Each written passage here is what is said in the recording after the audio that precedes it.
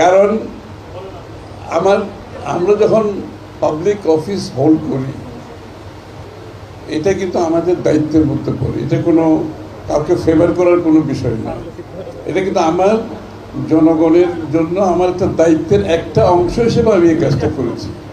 সুতরাং এখানে এটার জন্য কোনো কৃতিত্বের কোনো দাবিদার আমি হতে পারি না, আর আমি একা কিছুই করি নাই, এগুলো অনেক লোকের সহযোগিতা, তাদের সবাই অনেকে এর পিছনে অনেক কাজ করেছে। আমি শুধুমাত্র একটা কি বলে ওইটাকে ওই ক্যাটালিস্ট হিসেবে কাজ করেছি, অনেকের কিন্তু এখানে অবদান আছে। তো সুতরাং আমি আনন্দিত একটা কারণে, যেদিন এই মেডিকেল কলেজটি স্থাপিত হয় এর পরবর্তী সময়ে আমরা এই মেডিকেল কলেজটিকে যেই জায়গায় চিন্তা করেছিলাম, যেখানে নিয়ে যাওয়ার চিন্তা করেছিলাম, অর্থাৎ এটার ভিত্তি এবং এটার মানদণ্ড, ইনস্টিটিউশন কিন্তু বাংলাদেশে অনেক আছে, অনেক প্রতিষ্ঠান আছে, কিন্তু এটার মানদণ্ড হচ্ছে সবচেয়ে বড় কথা। আমরা প্রতিষ্ঠা করার সময় যে শব্দটা দেখেছিলাম, এটার মানদণ্ড হবে অনেক উপরে, এবং সেই মানদণ্ডের উপর নির্ভর করে একটা প্রতিষ্ঠান, সেটা মেডিকেল কলেজ হোক, যে ধরনের প্রতিষ্ঠান হোক, সেটার আগামীর ভবিষ্যৎ নির্ভর করে, এবং যারা এখানে লেখাপড়া করবে তাদের ভবিষ্যৎ নির্ভর করে। সুতরাং সেই মানদণ্ডটি আমি মনে হয় মা ও শিশু মেডিকেল কলেজ রক্ষা করতে সচেষ্ট আছে, এবং এখনো বোধহয় আছে আমি মনে করি। আমরা শুরু করার পরে এখানে ভর্তি হওয়ার জন্য একটা বড় ধরনের তদবির শুরু হয়। আমরা যেহেতু রাজনীতি করি, আমার কাছে অনেকে আসছে এখানে ভর্তি হওয়ার জন্য তাদের ছেলে মেয়েদের জন্য, এবং একটু তদবির করলে, যেহেতু আমি সভাপতি, তদবির করলেই তো ভর্তি হয়ে যায়। আমাকে প্রথম যে পদক্ষেপটা নিতে হয়েছে যে আমি তদবিরের মাধ্যমে এখানে কোনো ভর্তি করা চলবে না, এখানে যার যার যোগ্যতার ভিত্তিতে এখানে ভর্তি হতে হবে। সুতরাং আমি একটা কথা, অনেক অসন্তুষ্ট হয়েছে, আমি জানি আমার আত্মীয় স্বজন এসছে, আমার বন্ধু বান্ধবরা এসছে, অনেকে আমার উপর খুবই অসন্তুষ্ট হয়েছে যে উনি সভাপতি, কিন্তু আমার একটা ছেলে মেয়েকে আমি ভর্তি করাতে পারছি না, আমার অনুরোধটা উনি রাখলেন না। আমার উত্তর একটাই ছিল, যদি প্রথম দিন থেকে আমরা এখানে কম্প্রোমাইজ করি এটার মানদণ্ডের উপরে, এই প্রতিষ্ঠানের কিন্তু কোনো ভবিষ্যৎ নেই। তো আমি আনন্দিত, এখন আমার কাছে আর কেউ আসে না, মা ও শিশু হাসপাতালে ভর্তি হওয়ার জন্য আমার কাছে আর কেউ এখন আসে না। এইটাই হচ্ছে এই যোগ্যতার প্রমাণ। যখন আমার কাছে কেউ আসছে না এখানে ভর্তি হওয়ার জন্য, এইটাই হচ্ছে প্রমাণ, অর্থাৎ এই প্রতিষ্ঠানটি যে জায়গায় গিয়েছে, জনমনের পাবলিক পারসেপশনের মধ্যে এটা এসছে যে এই প্রতিষ্ঠানটা সঠিকভাবে চলছে, এখানে খাতিরের কোনো সুযোগ নাই, যোগ্যতার ভিত্তিতে আমাদেরকে যেতে হবে, ঢুকতে হবে। তো এইটা হচ্ছে একটা মানদণ্ড। আরেকটা হচ্ছে আপনাদের ফ্যাকাল্টির যারা তখন ভর্তি হয়েছিল, তাহির সাহেব তখন প্রথমে ছিলেন, উনি একজন খুব যোগ্য ব্যক্তি ছিলেন।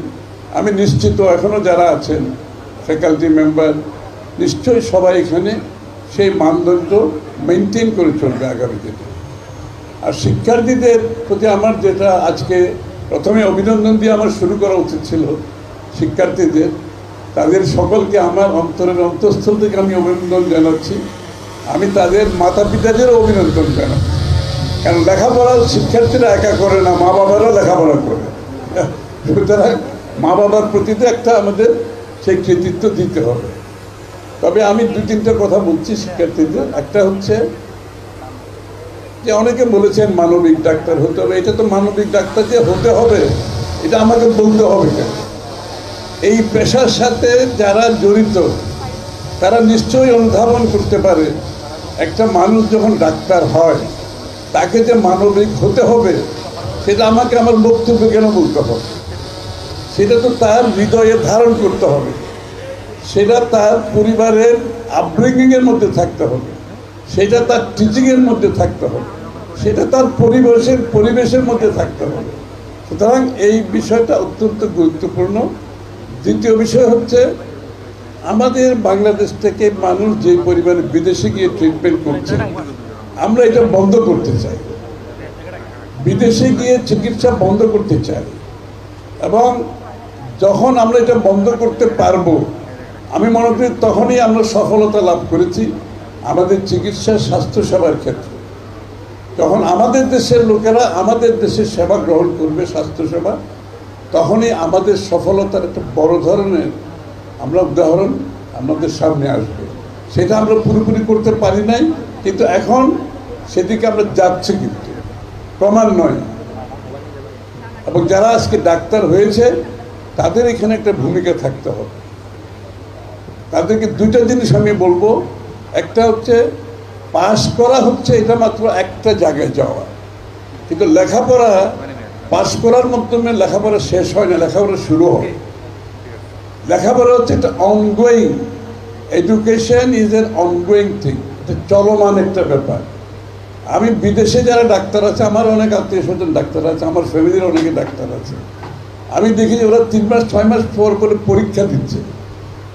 ওদের এক একজনের বয়স হয়েছে 40, 50, 60-এর দিকে। আমি কিসের পরীক্ষা এই বয়সে? বলে আমাকে তো পরীক্ষা না দিলে আমার এই জব তো কন্টিনিউ করতে পারবো না। সবাই পরীক্ষা দিচ্ছে এবং ওরা রীতিমতো প্রতিনিয়ত লেখাপড়া করছে। আপনার ডাক্তাররা জানেন, ল্যান্সেট একটা ম্যাগাজিন আছে না, ল্যান্সেট জানার কথা সবাই। আরেকটা আছে কি যেন ভুলে গেছি আমি নাম, আরও একটা আছে, এগুলো ফেমাস যেগুলো, আরও তো অনেক ম্যাগাজিন আছে। আমি দেখেছি তারা রীতিমতো এই ল্যান্সেট ম্যাগাজিনগুলো রীতিমতো সাবস্ক্রাইব করে বাসায় পড়াশোনা করে, এবং পরীক্ষা দিতে হবে যেহেতু আপডেটেড থাকতে হবে। আমাদের দুর্ভাগ্যবশত আমাকে কথাটা বলতে হয়, আমাদের ডাক্তাররা দেশে বিদেশ থেকে ডিগ্রি নিয়ে এসে পরবর্তীতে কন্টিনিউয়াস যে এডুকেশনের ব্যাপারটা আছে সেটা আমাদের মধ্যে কমে গেছে। সেটা আমাদের মধ্যে আনতে হবে। Continuous education is very important. এটা করতে হবে। যারা পাশ করেছে আমি তাদের প্রতি অনুরোধ জানাচ্ছি।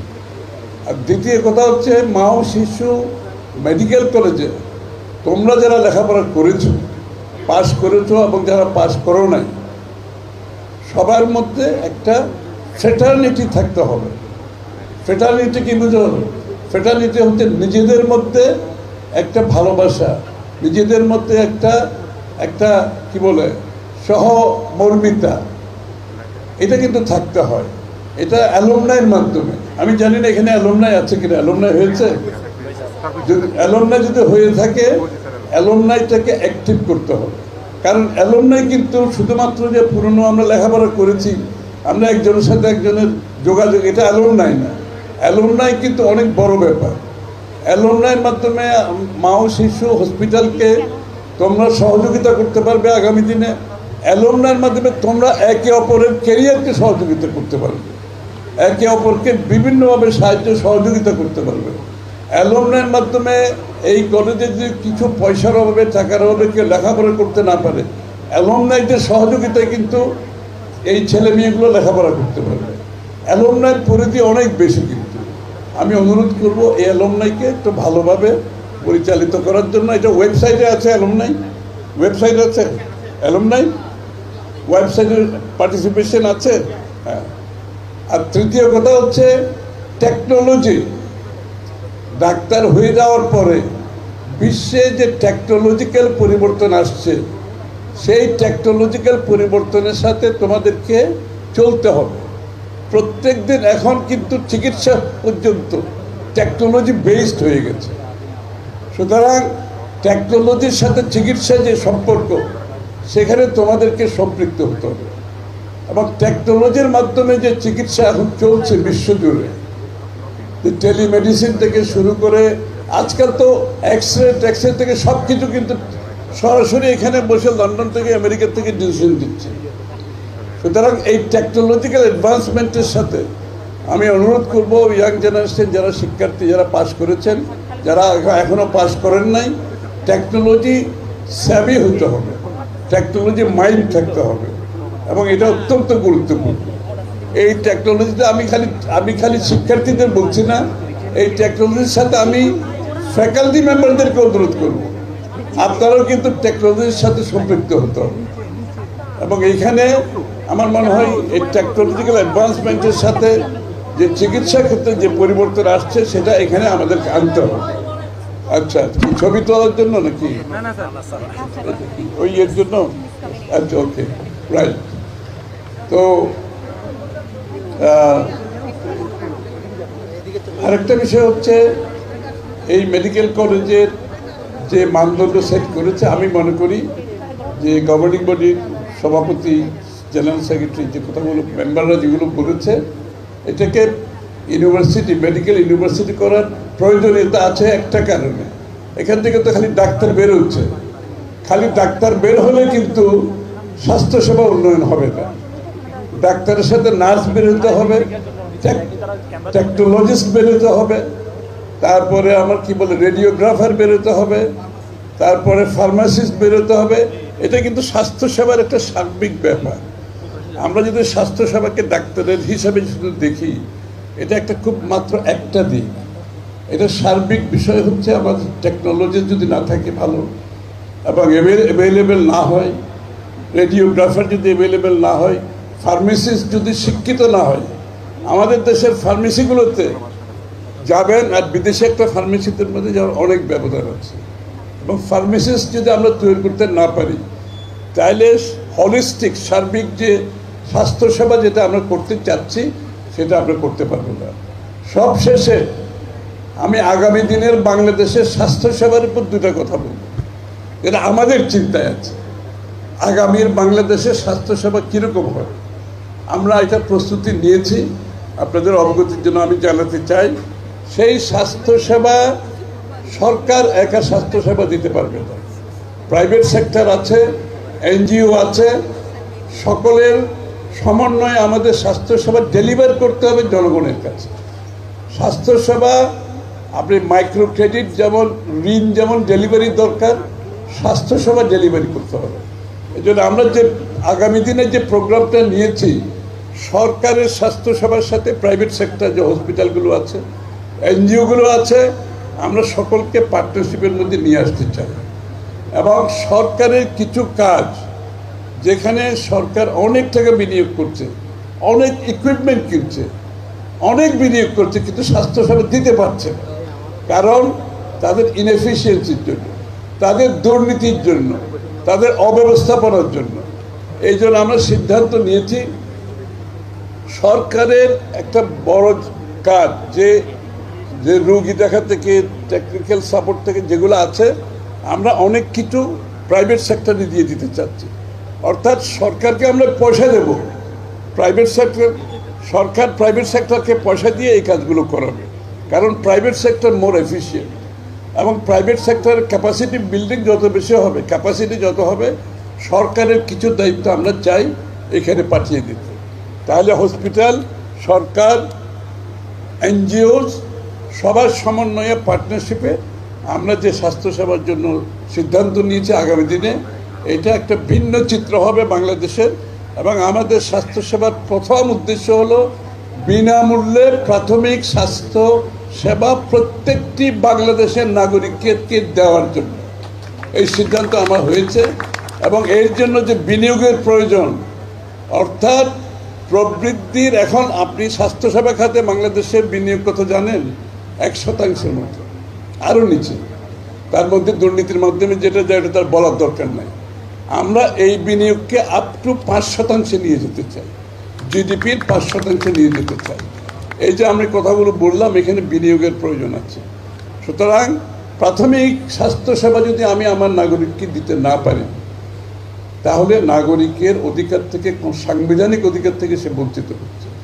আমি যদি প্রাথমিক স্বাস্থ্যসেবা তাদেরকে দিতে পারি, যেটা আমরা সিদ্ধান্ত নিয়েছি দেবো ইনশাল্লাহ, প্রত্যেকটি পরিবারের মাসে 5 থেকে 10,000 টাকা সঞ্চয় হবে, কি বলে সেভ হবে প্রত্যেকটা পরিবারে।